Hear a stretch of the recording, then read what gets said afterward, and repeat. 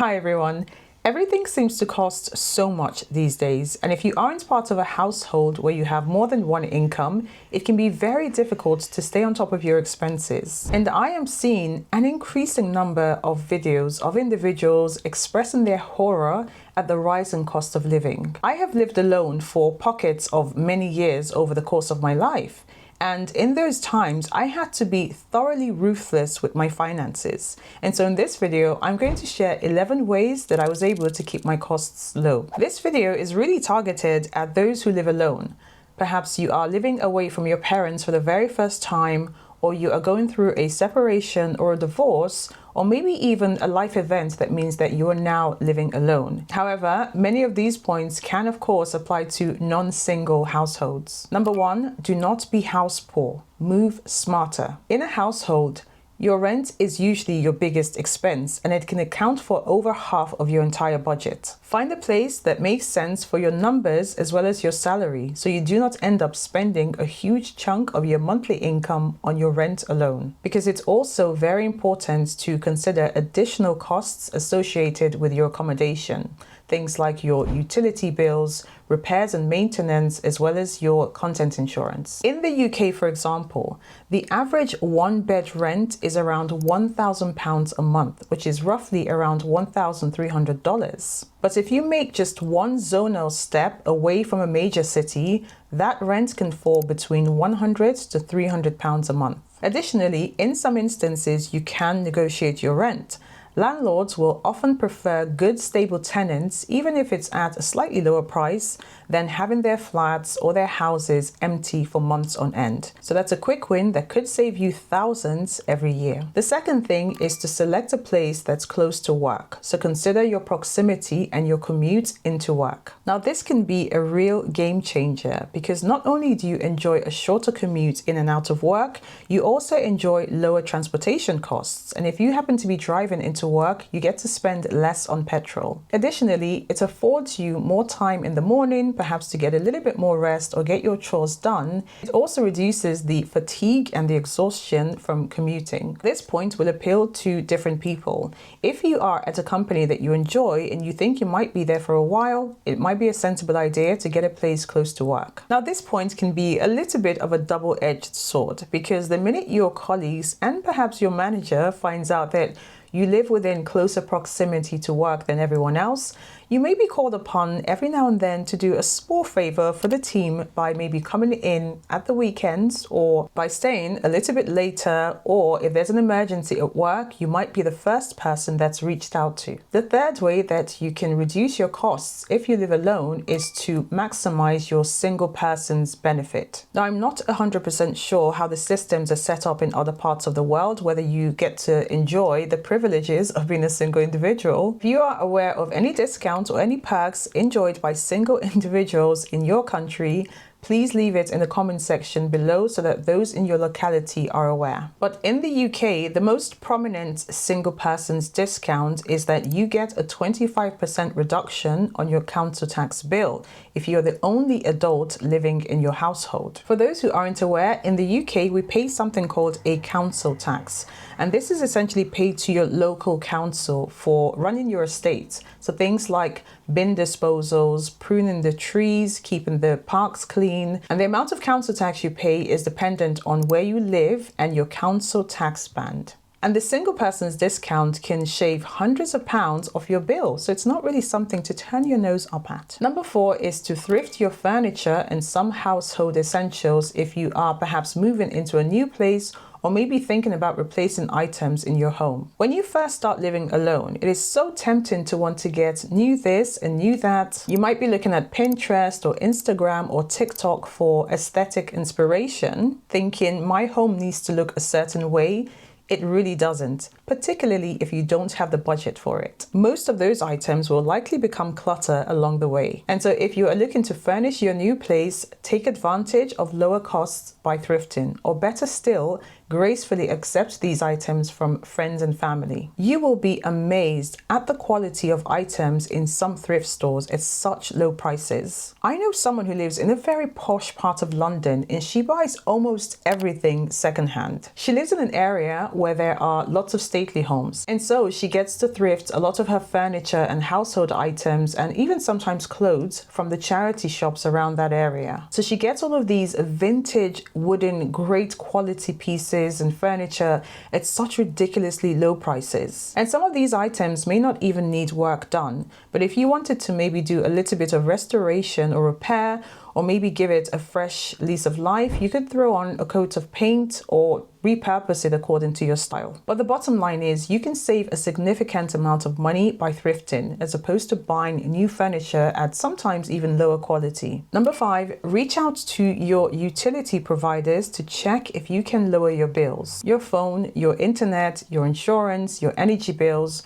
Do some research to find out what else is out there. Be sure to compare energy tariffs. It's so easy to get it done online, and if you wanted to switch, it'll take you all of 10 minutes. A typical UK household utilizes 2,700 kilowatt hours of electricity and 11,500 kilowatt hours of gas annually, and that amounts to roughly 1,700 to 1,900 pounds annually. And checking online to compare different tariffs and different providers can shave between 5 to 10% of your bill, and that can save you hundreds of pounds every year. Before you renew any of your bills, be sure to negotiate. It does take a little bit of effort, but if you don't try, you won't know what's out there and you might be paying higher bills than you need to. Companies might be running promotions during different times of the year, or you might be speaking to a very nice sales representative who happens to be very generous on that day and offers you a discount. And these seemingly small discounts can easily add up to saving thousands every year. Audit your subscriptions and your memberships. If you have a banking app, open it now and scroll through last month's charges.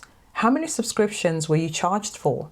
More importantly, how many of those did you actually use? Streaming services, cloud storage, game passes, gym memberships, they all add up. Cancel anything you haven't used within the last month, or maybe even rotate between them. So one month you could have your Netflix membership, and the next month you could enjoy your Disney Plus. But even canceling 2 unused subscriptions a month can save you between 20 to 30 bucks every month. That's over $300 or pounds of your hard-earned money that gets to stay in your pocket. And don't forget, you can get online entertainment or other forms of entertainment for free. Number 7, let your money make more money. Now, I'm not going to talk about investing in this video. This is just a simple point around your savings. So instead of leaving your savings in a regular current account or checking account, you can place your savings in a high yield account so that the extra $50 or $100 you get every month can go towards paying for some of your fixed bills. For example, in my personal scenario,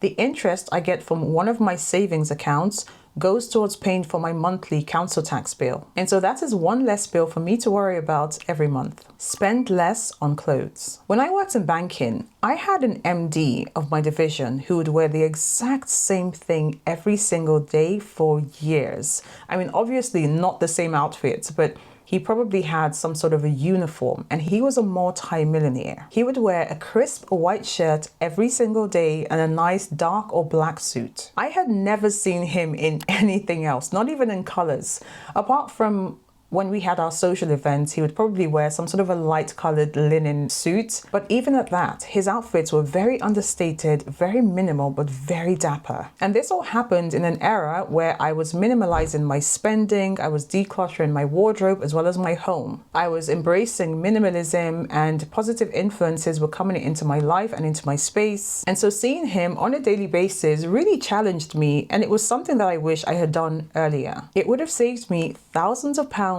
on clothes that I never got to wear. So I challenged myself, and in my last 12 months of that role, I started wearing the same thing every day. Well, not the same thing, but the same color every day. I adopted a uniform as well. Now, everyone who knows me knows I enjoy great style. But you know, the interesting thing is nothing changed. I was just as put together as I always was, but it was so freeing. Physically, mentally, spatially. I spent less money on clothes and less time thinking about my outfits on a daily basis than I'd ever done in any other 12-month period. Number 9, use up what you have. This habit saved me so much money. One of the easiest ways to save money if you live alone is to consume what you purchase before replenishing. And this is a point that I think a lot of people miss. Before buying more groceries and toiletries, take inventory of what's already in your home. And it's a lot easier to do when it's just you. You will probably find half-used toiletries or even freezer meals that you completely forgot about. So challenge yourself to plan a use it up week. No new purchases until you've finished what's on hand. It cuts wastes, it clears clutter, and it can save you money without feeling like a huge sacrifice. Prioritize your safety. Now this point goes, of course, for everyone, but I would say particularly for those who live alone. When I lived alone, after the usual, "Oh, don't you get lonely?" question, as a single woman, I would also get the question, "Well, don't you get scared?" And the answer was yes, sometimes, especially when you see the awful things going on in the media. And so it goes without saying that safeguarding yourself and your home is of the utmost importance. You can put up security cameras, you can use motion sensor lights, you can make a routine of making sure that you check your doors and your windows every night before you go to bed. If you drive, you can use steering wheel locks. There is an increase in car theft in London, especially in highbrow areas, which came as a real surprise to me. I was speaking to a police officer around 5 weeks ago, and he informed me at the alarming rate at which Range Rovers are being stolen from areas that would commonly be deemed safe. And so a break-in can not only cost you thousands of pounds or dollars in replacing what's been stolen, it will also rob you of your peace of mind. So if it's avoidable, why not make the effort? Number 11, make friends with your neighbors. The good book says, as it is within your power to do so, live at peace with all men and women. When you move into a new place, meeting your neighbors can be a great way to make friends. But not only that, if they've lived in the neighborhood for an extended period of time, they will most likely have a fountain of information on the local community. So they probably will know the best places to do different things or the best places to visit. You can also look out for each other and let each other know when something looks suspicious. You can help each other with deliveries and generally just look out for each other's homes. And so knowing your neighbors can really extend your home into a community, and you feel a lot better knowing that there are people around if you ever need help. Speaking of which, I'm a little bit out of breath because I just ran downstairs to pick up my parcel. I was filming, so I missed it, but it was luckily picked up by my neighbor. So all of the points I mentioned in this video do not just apply to single individuals. And so if you have any more insight, be sure to leave it in the comment section below because you never know who might find it extremely useful. I'll see you in the next one. I'm out of breath. Bye for now.